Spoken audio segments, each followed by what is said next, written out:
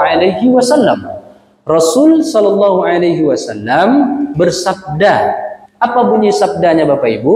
Man ahdatsa fi amrina hadza ma laysa minhu fahuwa raddun. Itu bunyi redaksi pertama.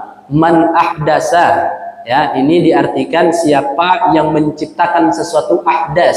Ahdas itu adalah yang baru dalam persoalan agama. Kalau yang redaksi pertama mencipta sesuatu yang baru dalam pokok urusan agama. Sedangkan yang kedua riwayat Imam Muslim Bapak Ibu, ya, wa fi riwayati Muslim, apa kata Imam Muslim meriwayatkan? Man amila amalan, siapa yang melakukan meniru sebuah amal, laisa alaina laisa alaihi amruna fahuwa raddun, maka amal itu kalau tidak ada ajarannya dalam agama Islam maka fahuwa raddun, ditolak. Nah di sini Pak, yang pertama, bagian pertama, kenapa ada dua redaksi yang berbeda? Kita coba baca syarahnya. Karena bagian ahdasa menciptakan sesuatu amalan. Ada nanti Pak, orang menciptakan sebuah amalan ya yang tak pernah ada di dalam ajaran Islam, hanya ciptakan surang Pak. Contoh, misalnya Bu, ibadah haji tuntunannya ke kota Makkah, ke Ka'bah, itu tuntunannya Bu. Sedangkan dia dibuatnya yang baru Pak, tak perlu lagi ibadah haji ke Makkah. Ya, kemarin yang viral misalnya Pak, ibadah haji cukup di sini saja, di sebuah tempat ini saja. Nah itu Pak ahdasa namanya, menciptakan sesuatu yang baru di dalam agama, sedangkan tuntunan tidak ada.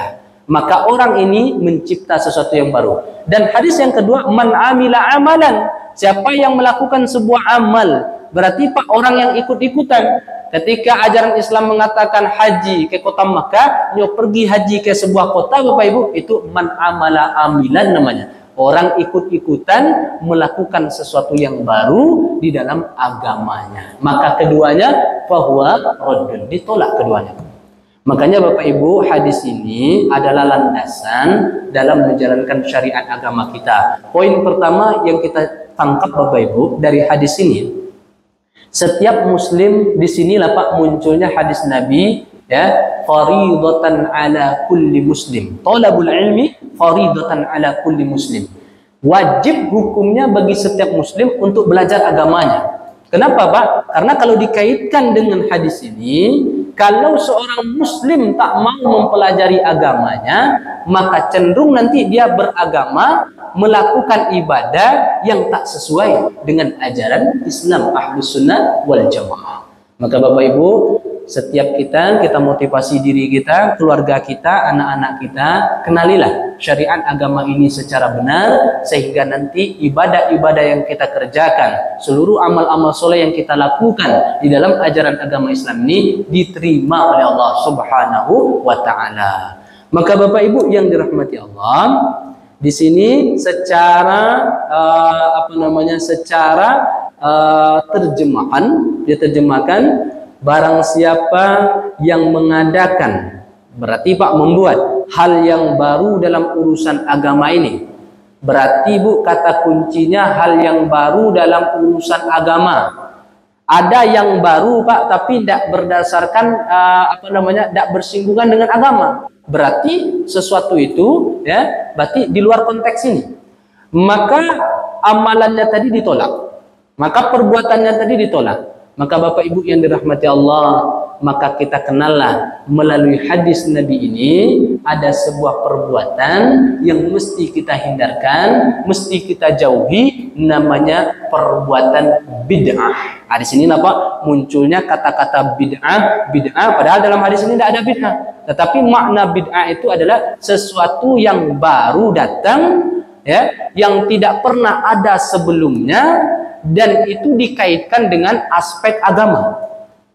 Tapi kalau di luar aspek agama Pak, sesuatu yang baru tidak masuk ke ranah ini. Makanya contoh Pak, misal mohon maaf, di zaman Nabi dulu tidak ada mikrofon.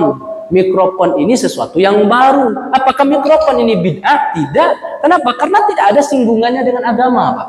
Ya, makanya ada sebuah cuplikan pendek ya Pak, ketika Haji Roma Irama pengen azan pakai mic, kemudian pengen pakai jam tangan, kemudian marah orang kepada beliau, itu bid'ah tuh jam tangan. Ketika ingin memukul beduk, Marah orang itu, kenapa dipukul beduk? Karena ada dulu zaman Nabi. Lalu ketika orang itu ingin azan menggunakan mic, Pak, dimatikan oleh Haji Roma mic tadi dalam cuplikan video. Lalu bertanya orang, kenapa engkau matikan mic? Ini kan ada juga di zaman Nabi dulu. Kenapa engkau lakukan? Nah, di situ kekeliruannya, Pak. Berarti konteks bid'ah tersebut adalah dalam konteks sarana ibadah, agama, tidak berhubungan dengan kemajuan-kemajuan zaman yang tidak ada sebelumnya. Jadi boleh ya, apapun yang tidak ada di zaman Nabi dulu, perkembangan-perkembangan zaman ini Bu tidak masuk ke ranah ini. Karena yang fokus di sini ya yakni bid'ah yang akan bersinggungan dengan agama kita, dan itu bersoal dengan prinsip menjalankan agama kita yang telah kita jalankan ini. Maka Bapak Ibu yang dirahmati Allah, kita ingin melihat Pak, supaya nanti kita tidak mudah membid'ah-bid'ahkan orang. Karena mohon maaf Bapak Ibu, kalau salah memahami konteks hadis ini, dikhawatirkan kita menjadi golongan yang ketat dalam memahami hadis ini Pak. Kalau golongan ketat memahami hadis ini, bunyinya gini Pak. Kalau tidak ada dalil secara khusus dalam menjalankan sebuah amalan, sebuah ibadah, tidak dilakukan oleh Nabi, maka itu ditolak. Itu orang ketat tuh. Jadi ada ulamanya sekarang, ada pengikutnya sekarang, ada Pak. Tak perlu kita sebutkan, dan kita sudah ngerti itu. Banyak apa? Kau salah, kau tidak boleh, kau tidak boleh.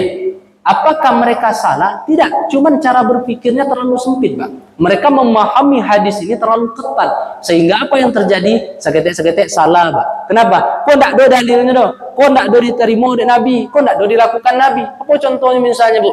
Contohnya peringatan Maulid Nabi. Apa kata mereka Pak? Iko tidak boleh.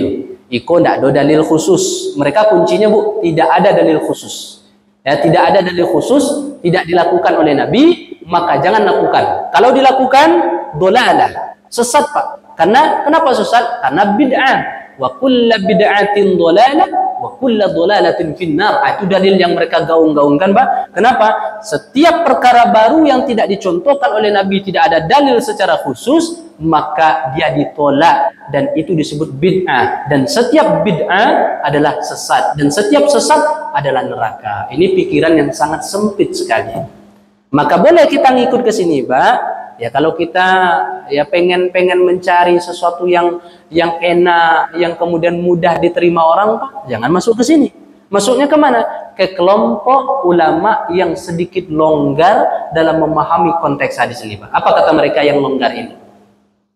Tidak perlu ada dalil yang khusus, cukup saja ada dalil yang umum atas perbuatan tersebut, dan perbuatan yang dilakukan tidak dilarang dalam Al-Quran dan hadis. Nah, itu kuncinya Bu. Makanya para ulama membolehkan, sebagian ulama membolehkan peringatan Maulid Nabi, Isra Mi'raj. Kenapa Pak? Karena mereka berdalil di dalil yang sifatnya umum. Apa sifatnya umum? Contoh dalilnya Pak. Siapa yang melakukan sebuah tradisi yang baik dalam Islam, maka mereka mendapatkan ganjaran pahala apabila orang lain mengikutinya. Nah, itu dalilnya umum Pak.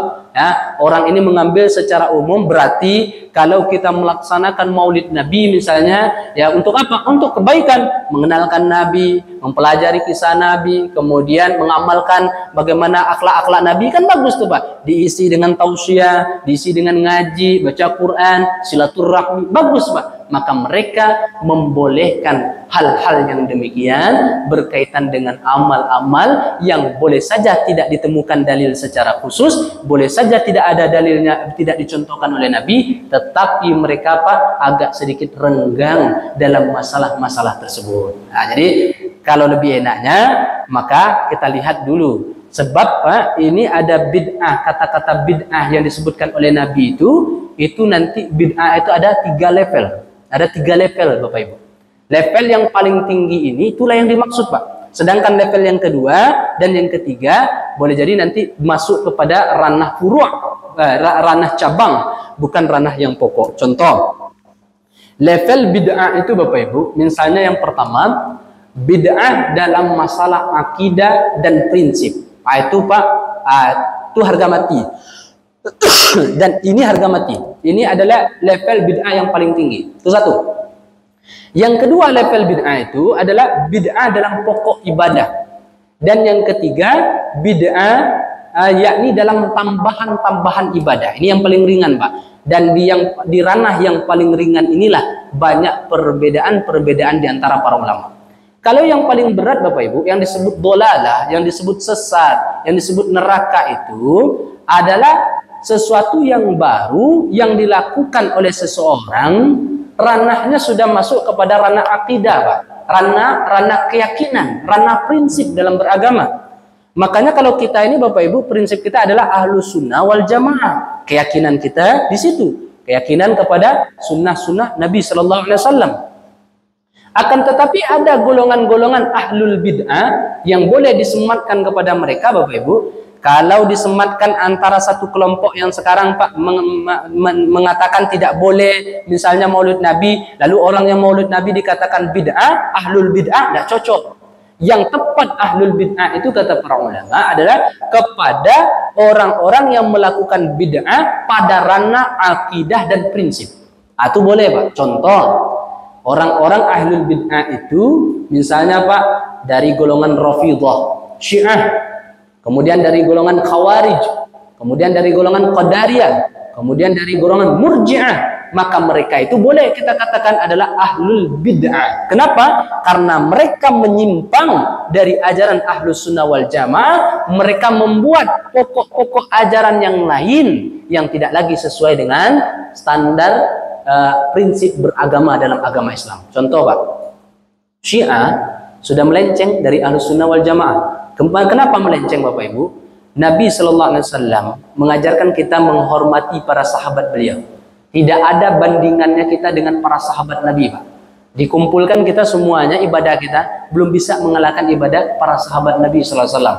Nah ini Pak, golongan Syiah ini mencaci maki Abu Bakar, mencaci maki Umar, mencaci maki Utsman, kemudian mencaci maki Ummul Mukminin Aisyah. Nah itu mereka katakan itu orang-orang yang sesat. Nah, bayangkan Pak, ini berarti mereka sudah keluar dari ranah yakni akidah yang benar, maka mereka boleh disebut dengan ahlul bid'ah.